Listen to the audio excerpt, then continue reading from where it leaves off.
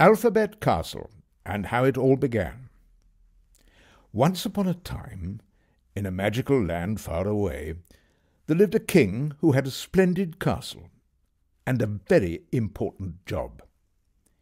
He was called the Alphabet King, and his kingdom was called Alphabet Land. The Alphabet King's job was to find a shape for each letter sound. It was his task to make the letters in the alphabet. The Alphabet King was a jolly man with a large twitchy moustache and a twinkle in his eye, but when he got cross, he turned pink. Now I will tell you a secret. The Alphabet King would not have been very good at his job without the help of his two young friends. Sam and Lucy were twins, which means that they were born on the same day. The Alphabet King sometimes found it hard to think up good ideas by himself, but Sam and Lucy were full of brilliant ideas, which helped the king a very great deal. I'm sure you would like to hear about how the Alphabet King made the letters, but first you need to know about what was happening when Lucy and Sam arrived at Alphabet Castle. The Alphabet King was so pleased to see them. "Let me show you my workroom," he said, running up the stairs with the twins behind him. There on his desk was the most enormous book they had ever seen. "But where are the pictures?" asked Lucy. "This isn't going to be a picture book. This is the Book of Letters," said the Alphabet King mysteriously. "I am going to make a shape for every sound we use. The shapes will be called letters, and we shall give each letter a name. When I've made the letter, I shall write it here. Then I shall make magic, and a capital letter will appear, which we will use to start names and sentences." "Can we help?" asked Sam. "Oh, yes, I shall need your imaginations to help me make the letters' shapes." "It's a pity the letters just live in a book," said Lucy. "It would be so much more fun if they were alive and we could play with them." At that moment there was a lot of whispering and scuttling outside the door of the workroom. "What's going on?" asked the Alphabet King. The door was flung open, and the children could see that the room was full of extremely large pencils, dressed in the uniform of Alphabet Castle. "These are my pencil guards," explained the Alphabet King. "What seems to be the problem?" he asked.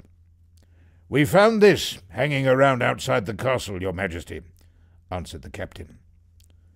The pencil guards pushed forward a giant paintbrush, whose hair stood up like the bristles of a brush.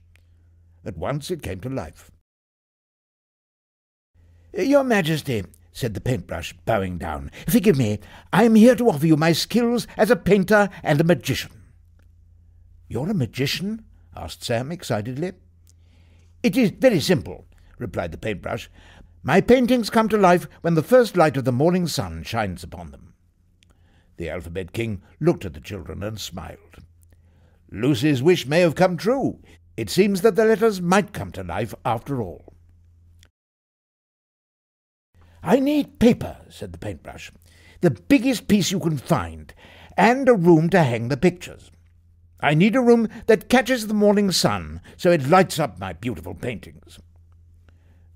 "Don't you need paint and colours?" asked Sam. "I am colour," shouted the paintbrush, leaping in the air. "I make every colour of the rainbow." The Alphabet King smiled. "I'm pleased to appoint you my royal painter. I want you to paint a special castle in your picture. When I have made a letter, you will paint it sitting on the living room floor, which will have a red carpet. Some letters will be tall. They are stretching through the floor upstairs. Other letters will hang down with their tails in the basement." "This I can do," said the paintbrush.